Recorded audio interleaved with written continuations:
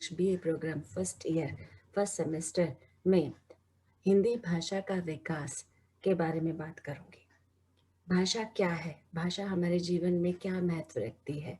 भाषा किस तरह से हमारे विकास को आगे बढ़ाती है? भाषा वह माध्यम है जिसके द्वारा व्यक्ति किसी दूसरे व्यक्ति को अपनी बात या तो कह सकता है, समझा सकता है या बता सकता है। मनुष्य के विकास की दिशा में भाषा एक बहुत बड़ा कदम और उसकी अभिव्यक्ति के रूप का भी विकास क्रम होता है। इस प्रकार मनुष्य को समाज के अनुसार भाषा के रूप में भी उसका विकास निरंतर होता रहता है, क्योंकि बिना भाषा के सामाजिक संपर्क का क्रम नहीं हो सकता। भाषा के द्वारा मनुष्य आपस में विचार, ज्ञान, अनुभव, भावना और संकेतों के माध्यम से अपनी बात, अपने व्यवहार दूसरों के साथ साझा कर सकता है।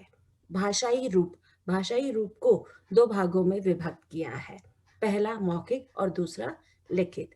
मौखिक में भी तीन भागों में विभक्त किया गया है।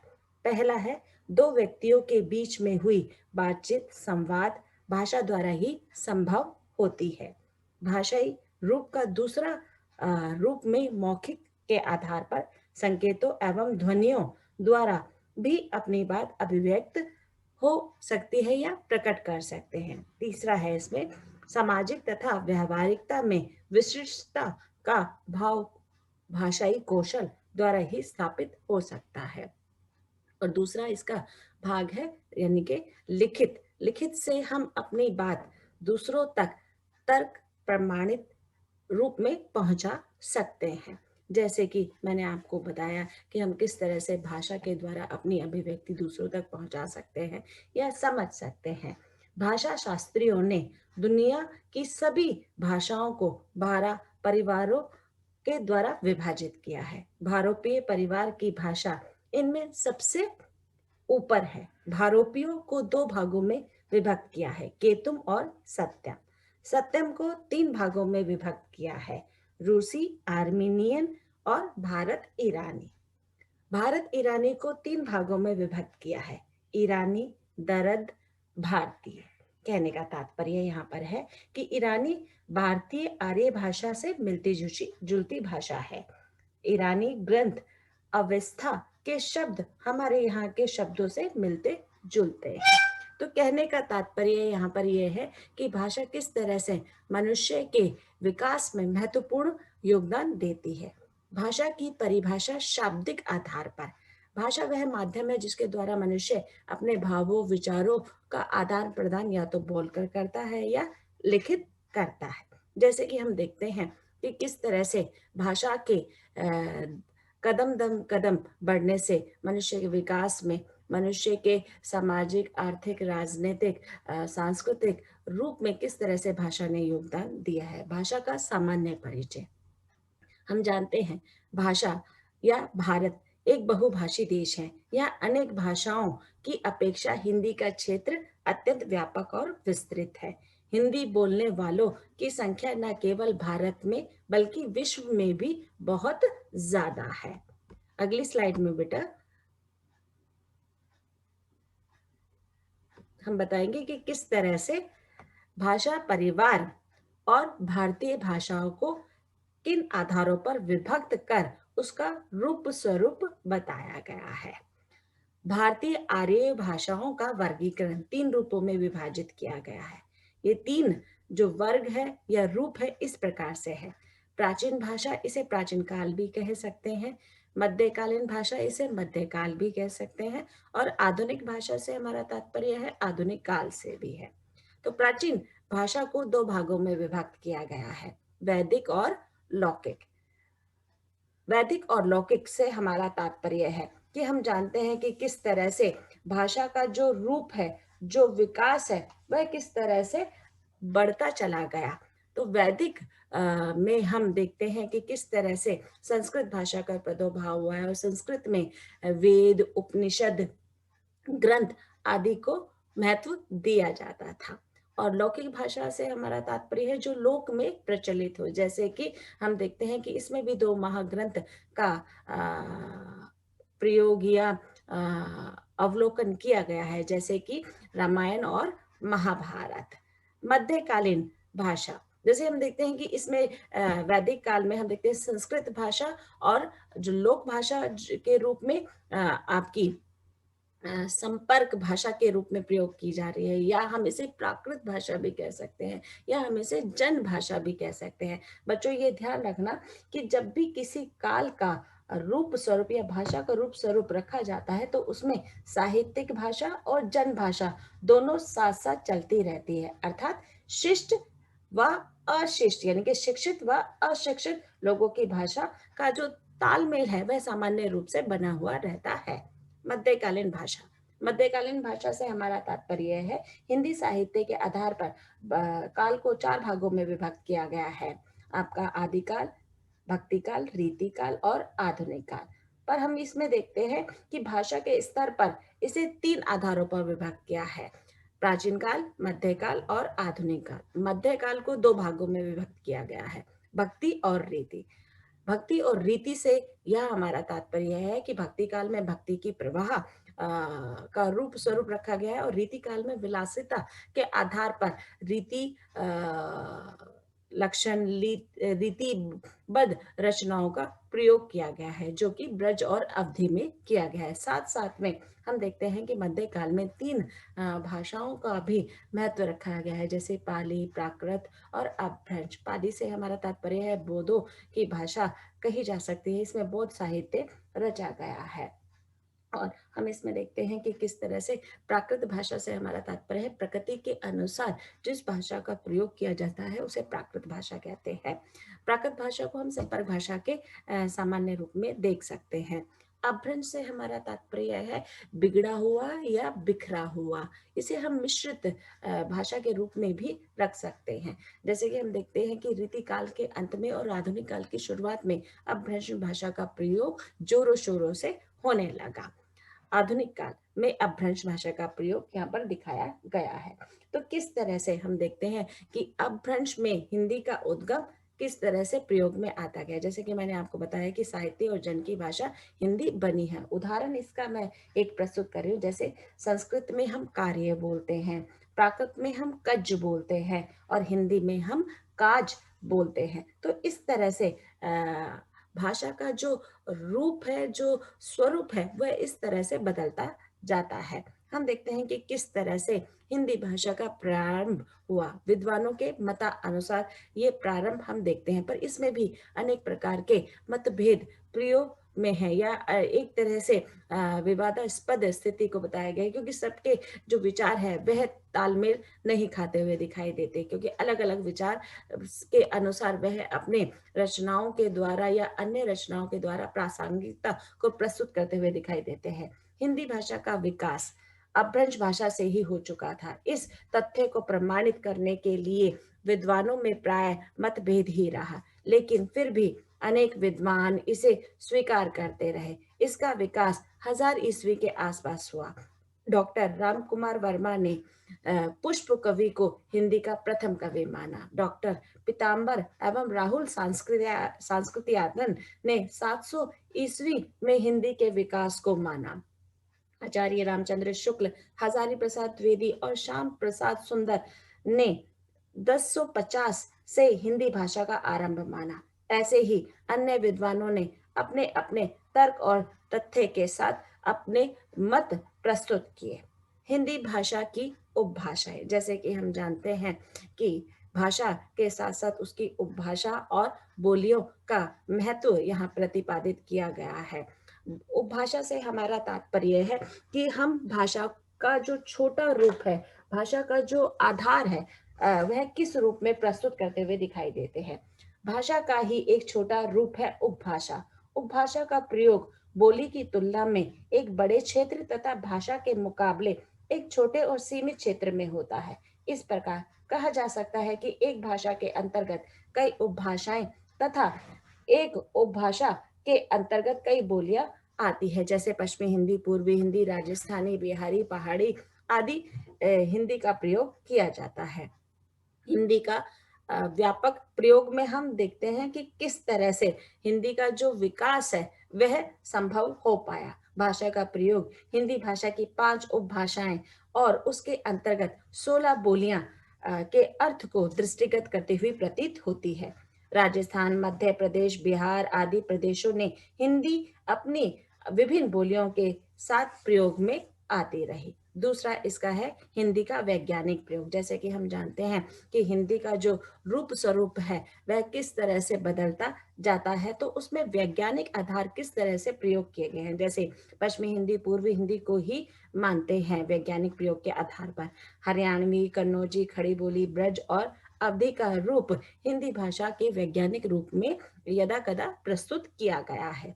हिंदी का संकुचित प्रयोग तीसरे स्लाइड में बेटा इसमें बताया गया है कि किस तरह से हिंदी का संकुचित प्रयोग किया गया है। जैसे कि हम जानते हैं राजभाषा, राष्ट्रभाषा और मानक भाषा की चर्चा करते हैं तो हिंदी का संकुचित प्रयोग एवं स्वरूप देखने को मिलता है। कहने का तात्पर्य विद्वानों द्वारा विदित परिभाषाएं और उनके आचार विचार संहिता अधिनियम अनुच्छेदों के द्वारा हिंदी की जो मानक वर्तनी का प्रयोग किया गया है वह संकुचित आधार पर किया गया है। कहने का तात्पर्य है कि औपचारिक अनौपचारिक भाषा का प्रयोग किया गया है। हिंदी भाषा का विकास, हम यहाँ पर इतिहास द्वारा भाषा का विकास क्रम देखेंगे कि किस तरह से हिंदी का विकास निरंतर बढ़ता चला गया। प्राचीन काल में हम देखते हैं कि अवहट और देसी भाषा का प्रयोग ज्यादातर होता आ रहा है। अपभ्रंश भाषा का जो रूप है वह अवहट में दिखाई पड़ता है। कहने का तात्पर्य अवहट को ही अपभ्रंश भाषा का प्रचलित रूप कह सकते हैं, जिसमें हम विद्यापति, आमेर खुसरो या आदि काल के जितने भी रासो ग्रंथ हुए हैं उनका रूप स्वरूप यहाँ पर देख सकते हैं कि किस तरह से कवि ने अपनी रचनाओं के द्वारा इसका प्रयोग किया है। जैसे कि कवियों ने राजाओं की वीरता तथा हीनता का वर्णन कर काव्य की भाषा में डिंगल भाषा और पिंगल भाषा का अधिक प्रयोग मिलता है। संस्कृत, प्राकृत और अपभ्रंश तथा अन्य भाषाओं का रूप भी हमें देखने को मिलता है। कहने का तात्पर्य है कि आदिकाल में हम देखते हैं कि डिंगल और पिंगल भाषा का प्रयोग किया गया है, जिसमें वीर रस की अभिव्यंजना का रूप भी दिया गया है। मध्यकाल को दो भागों में विभक्त किया है, भक्तिकाल और रीतिकाल, जिसमें ब्रज और अवधी भाषा का प्रयोग शुद्ध और अशुद्ध के आधार पर प्रयोग किया। कहने का तात्पर्य है कि मध्यकाल में हम देखते हैं कि किस तरह से इन रूपों का प्रयोग किया जा रहा है। साथ ही साथ हम ये भी देखते हैं कि किस तरह से भाषा में परिवर्तन हो रहा है। बच्चों यहाँ पर मैं देसी भाषा के बारे में आपको थोड़ा सा और विस्तार के रूप में बता दूं कि किस तरह से देसी भाषा जैसे सिद्धो नाथो तथा जैसे धार्मिक साहित्य देसी भाषा का प्रयोग का रूप स्वरूप देखने को मिलता है। आम जनता तक अपनी भावा अभिव्यक्ति को पहुंचाने का माध्यम हम देखते हैं कि इसमें सदुकड़ी भाषा का प्रयोग किया गया है। और हम साथ ही देखते हैं कि किस तरह से मध्यकाल में धार्मिक स्थितियों परिस्थितियों में ब्रज भाषा और अवधी भाषा के सहायक रूप में अपना क्रम रखती हुई दिखाई देती है। भक्ति काल में जहाँ भाषा ब्रज भाषा की प्रकृति शोर शैनी अवधि अर्धमार्गी अपभ्रंश तुलसी द्वारा जो भाषा का वहां पर क्रम रखा है अवधि भाषा का प्रयोग किया गया है। रामचरितमानस में सूरदास ने ब्रज भाषा का प्रयोग किया है। रीतिकाल में रीति के आधार पर कवियों ने अपने अपने रचनाओं का रूप स्वरूप रखा है। इसमें मुख्यतः हम ब्रज और अवधि भाषा का ही देखेंगे। रीतिकाल में भाषा को तोड़ मरोड़ कर विकृत रूप में प्रयोग किया गया है। घनानंद तक आते आते भाषा की विशुद्धता पर ध्यान दिया जाने लगा और शुद्धता का प्रयोग होने लगा। आधुनिक काल में हम देखते हैं कि राजनीतिक, धार्मिक और व्यापारिक दृष्टि से हिंदी का विकास किस तरह से होता गया है। सर्वप्रथम राजनीतिक दृष्टि से हम देखेंगे कि धार्मिक एवं में किस तरह से राजनीति के आधार पर खड़ी बोली का प्रयोग देखने को मिलता है। मुसलमान भारत में विभिन्न भागों में फैलते गए, भाषा का विस्तार होता गया कि किस तरह से उन्होंने अपनी भाषा के साथ साथ जो प्रचलित भाषा था उसका भी प्रयोग किया। दूसरा, धार्मिक स्तर पर खड़ी बोली का विशेष स्थान है। सभी लोगों ने धर्म को कोनों कोनों तक पहुंचाने के लिए हिंदी का प्रयोग किया। व्यापारिक दृष्टि से हम देखते हैं कि साहित्य में किस तरह से साधारण व्यक्ति ने अपनी बात को व्यापार के आधार पर जनता तक पहुंचाने का क्रम रखा। तो इस तरह से हमने देखा कि भाषा किस तरह से अपना रूप स्वरूप बढ़ाती हुई चल रही है। दूसरा है इसमें खड़ी बोली के विकास के कारण। 19वीं शताब्दी तक गद्य और पद्य में खड़ी बोली का विकास होने लगा। इसको हम 3 आधारों पर व्यक्त कर सकते हैं। यहाँ पर मैं आपको संक्षिप्त रूप ही बताऊंगी। जैसे कि पहला है सरकारी फारसी शैली, कि किस तरह से दरबार में फारसी भाषा का प्रयोग होता रहता था और उसपे उर्दू में कथित कथनाक का रूप स्वरूप दिया जाता था। हम इसमें ये भी देखते हैं कि दरबारी में किस तरह से खड़ी बोली है, ब्रज भाषा है, अवधी भाषा है का प्रयोग उस समय के जो कवि थे या साहित्यकार थे प्रयोग में लाते हुए दिखाई दिए। दूसरा है मध्य या विशुद्ध हिंदुस्तानी शैली का प्रयोग भी हमें इस दौरान देखने को मिलता है। तीसरा है हिंदवी या गवारू शैली। इसमें गिल क्राइस्ट ने मध्य या विशुद्ध हिंदुस्तानी शैली को भी प्राथमिकता दी है। अनेक साहित्यकार के द्वारा रचनाएं लिखी गई, जैसे लल्लू लाल की प्रेम सागर, सदल मिश्र की नासिक को पाख्यान और सदा सुख लाल की सुख सागर। इस तरह से हिंदी भाषा के विकास में इन साहित्यकारों ने महत्वपूर्ण भूमिका अदा की। ईसाई मिशनरियों का भी विशेष योगदान रहा। भाषा के स्तर पर सभी अपने धर्म का प्रचार प्रसार करने में लग गए अपने अपने स्तर पर। पद्य में हम देखते हैं कि भारतेंदु ने कविता के स्तर पर अपनी पहचान बनाई और उसमें उन्होंने ब्रज भाषा का प्रयोग किया। महावीर प्रसाद द्विवेदी भाषा की शुद्धता पर विशेष ध्यान दिया। सरस्वती पत्रिका में व्याकरण सम्मत खड़ी बोली का प्रयोग कर हिंदी के विकास क्रम में महत्वपूर्ण योगदान दिया। कविता में सरल, सुबोध एवं व्यवहारिक भाषा का प्रयोग किया गया। उच्चारण एवं निम्न वर्ग के मध्य फैली विषमता को दिखाने के लिए व्यंग्यात्मक शैली का प्रयोग यहाँ पर देखने को मिलता है कि किस तरह से उन्होंने अपने साहित्य के द्वारा, अपनी पत्रिका के द्वारा हिंदी में विशेष योगदान दिया। आजादी से पूर्व हिंदी का विकास। आजादी से पूर्व हिंदी का विकास किस तरह से हो रहा था और किन किन साहित्यकारों ने, नेताओं ने अपनी महत्वपूर्ण भूमिका उसमें अदा की। राष्ट्रीय आंदोलन में हिंदी की भूमिका। हिंदी की महत्वपूर्ण भूमिका रही है। खड़ी बोली का प्रयोग यदा कदा रूप में होता रहा है। राष्ट्रीय आंदोलन में स्त्री हो या पुरुष, किसान हो या मजदूर, विद्यार्थी, सभी ने राष्ट्र की समृद्धि और स्वतंत्रता दिलाने के लिए हिंदी भाषा का प्रयोग संभवतः यदा कदा रूप में अपने सतत प्रयासों के द्वारा किया। नेता के रूप में महात्मा गांधी, बाल गंगाधर तिलक और लाला लाजपत राय ने राष्ट्रीय आंदोलन में हिंदी की भूमिका को अपने अपने ढंग से प्रस्तुत करने का प्रयास किया। दूसरा है राष्ट्रीय आंदोलन में हिंदी की भूमिका या साहित्यिक, हम पत्र पत्रिकाओं के आधार पर भी देख सकते हैं कि हिंदी ने किस तरह से अपना परचम फैलाया। इसमें पत्र पत्रिकाओं की विशेषता भूमिका रही, जैसे कि उद्यंत मारदंड, बंगदूत, कवि वचन सुधा, हरिश्चंद्र मैगजीन, हिंदी प्रदीप तथा बाला बोधनी पत्रिका ने अहम भूमिका निभाई इन साहित्यिक संस्थाओं के आधार पर।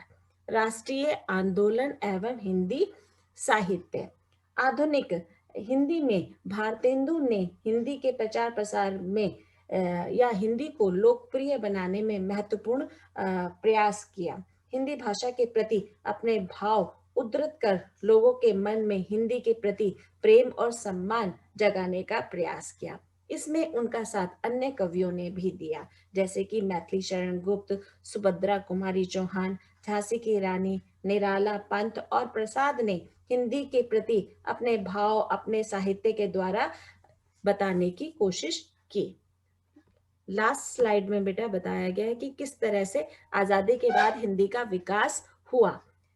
हिंदी के विकास के लिए सरकारी प्रयास महत्वपूर्ण रहा। सरकार विधि गृह, या तथा सूचना एवं प्रसारण मंत्रालय को दिया गया और हिंदी के विकास के लिए समय समय पर आयोजन, सहायता और मानकीय पुस्तकों का प्रकाशन आदि का कार्यक्रम प्रस्तुत किया। कहने का तात्पर्य यह है कि सरकार द्वारा जो विधित कार्य थे उसमें हिंदी को किस तरह से आगे बढ़ाना है, उसके लिए किस तरह से संगोष्ठियां करनी है, किस तरह से सेमिनार करने हैं, हिंदी में किस तरह से प्रतियोगिता का रूप स्वरूप रखना है, या हिंदी पखवाड़ा हम देखते हैं कि उसको हिंदी को बढ़ाने के लिए अनेक स्कूलों में, कॉलेजेस में, साहित्यिक संस्थाओं में, कार्यालयों में, सरकारी कार्यालयों में इसका कार्यक्रम रखा जा सकता है। दूसरा है इसमें बेटा कि हिंदी के विकास के लिए अनेक कार्यशालाएं चलाने के लिए भी आदेश दिए। जैसे कि हम देखते हैं कि वर्कशॉप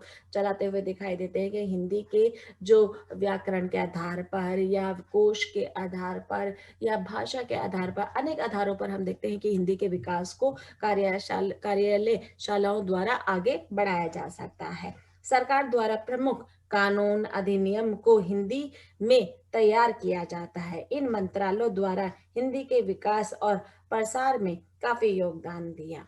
दूसरा है इसमें राष्ट्रभाषा एवं राजभाषा के रूप में हिंदी को मान्यता, कि किस तरह से राजभाषा एवं राष्ट्रभाषा के रूप में हिंदी को मान्यता मिलनी चाहिए। जैसे कि राजभाषा को तो हिंदी के रूप में मान्यता मिल गई है, पर राष्ट्रभाषा के रूप में नहीं मिली है। जब मैं आपको राष्ट्रभाषा और राजभाषा के बारे में बताऊंगी तब इसमें मैं आपको विस्तृत रूप से बताने का प्रयास करूंगी, जो कि मैं अपनी अगली वीडियो में बताऊंगी। तीसरा है इसमें हिंदी की राष्ट्रीय एवं अंतर्राष्ट्रीय ख्याति, की किस तरह से हिंदी की के विकास को या हिंदी के विकास क्रम में राष्ट्रीय एवं अंतर्राष्ट्रीय स्तर पर जैसे सेमिनार हो रहे हैं, संगोष्ठी हो रही है, अंतर्राष्ट्रीय स्तर पर लोग सीखने के लिए उत्सुक है। जैसे कि हम देखते हैं कि अंतर्राष्ट्रीय स्तर पर मॉरिशस है, सिंगापुर है, नेपाल है, सूरीनाम है, आदि विदेशों में हिंदी की जो ख्याति है वह दिन प्रतिदिन बढ़ती चली जा रही है।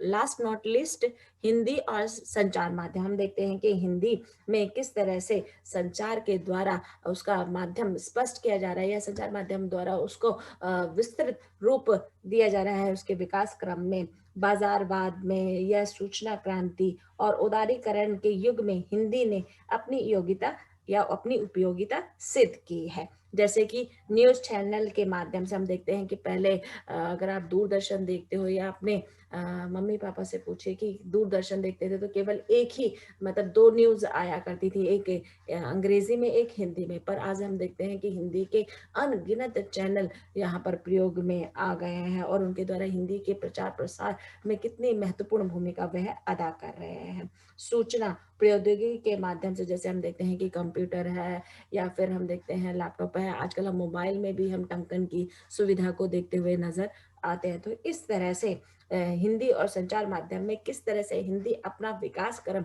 करती चली जा रही है उसका रूप स्वरूप रखा गया है। तो बेटा इसमें हमने देखा कि किस तरह से हिंदी के विकास या हिंदी के विकास में किस तरह से भाषा अपना महत्वपूर्ण योगदान देती है। धन्यवाद।